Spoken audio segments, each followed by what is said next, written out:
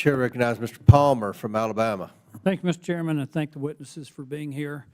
And I want to get to a more constructive dialogue.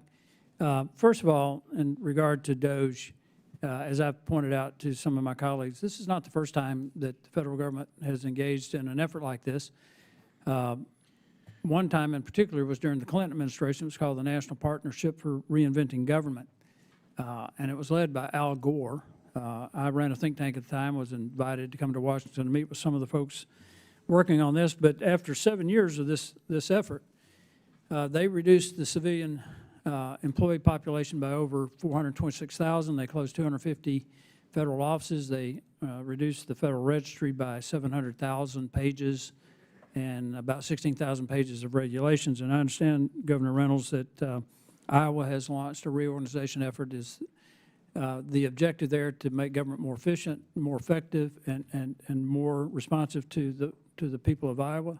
More efficient, more effective, more responsive, more accountable. It's brought transparency to the process. We're better at what we're doing. I would say that, the employees appreciate the environment that we're working in today. They appreciate the culture of innovation that we're creating in the state, and they love being a part of it. Yeah. Did you bring in any outside experts, as the Clinton administration did, in that effort for reinventing government back in the 90s? I brought in one consultant to help really do the comparisons in other states so we could see where we were an outliner, where did we align, what had we maybe missed.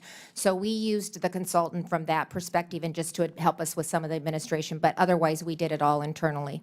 When I worked for a couple of international engineering companies, and one of the companies I worked for went through a process like this, and they brought in outside consultants because people on the outside can see things that those of us on the inside miss. Yeah. So it's important that you bring in really the best that you can. In that regard, I really think that we're in another reinventing government phase, and in particular with education. There's a big debate right now going on about the number of H-1B visas that we need to have, because we're having to import so many technically trained workers. I don't know if Iowa is experiencing some of this, but you probably have some folks who are educated overseas that are now working in engineering technically trained jobs. Would that be correct? Yes. I think the fact that we're having, Mr. Chairman, to bring so many people in who are engineers and scientists is an indictment of the current education system. We're not able to produce the number of technically trained people that we need to be competitive in our economy, but also in regard to our national security, because we're in a arms race in artificial intelligence with China, and we're going to have a technically trained workforce. So one of the things that I've suggested in this effort in regard to the Department of Education is that we not completely dismantle it, Governor Reynolds, but maybe reimagine it as the Department of Workforce Development and block grant the money to the states with a heavy emphasis on STEM. Would you like to respond to that? I would be very much in favor of that. In fact, we put a proposal together that we'll be submitting to the Department of Education. It gives states the flexibility. We already have a waiver process in place that we could utilize until they could actually get some of that realignment done. But like I said, hold us accountable.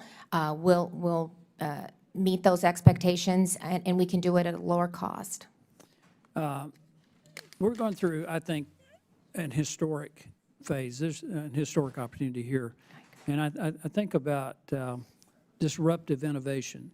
And I was talking to some folks today about this, and some of you may not be old enough to remember this, when Toyota introduced the Corolla into the automobile market in the United States in the 70s.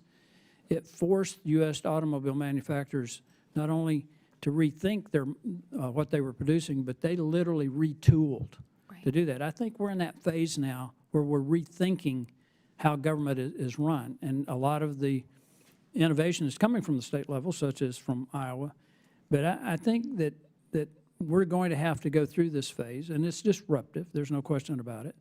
But it's for our own good long term, and we need to be thinking 25, 30, 40 years down the road about how we do this, because we are at a point in competition with China that if we don't do this right, we're going to be in a really bad place. Mr. Schatz, you've been very involved in evaluating the complexity and size of government. How would you respond to that we're in this disruptive innovation phase? Well, I think it's essential. What has been going on has not been working. That's why we have a $36 trillion debt, haven't balanced the budget more than 5 times in 50 years. So the changes that need to be made quickly. before it gets worse. And So- thoughtfully. Yeah, and thoughtfully. And the impact, by the way, all the discussion about individual agencies, what about the impact on taxpayers of this massive debt and the future of this country when the debt goes up, deficit goes up $2 trillion a year, every year for the next 10 years, and the interest on the debt doubles, and it's already bigger than the defense budget and everything else except Social Security. No organization can survive like that. So each discussion really should be discussed with that overall view. Well, I thank the witnesses for the questions. Mr. Chairman, I yield back.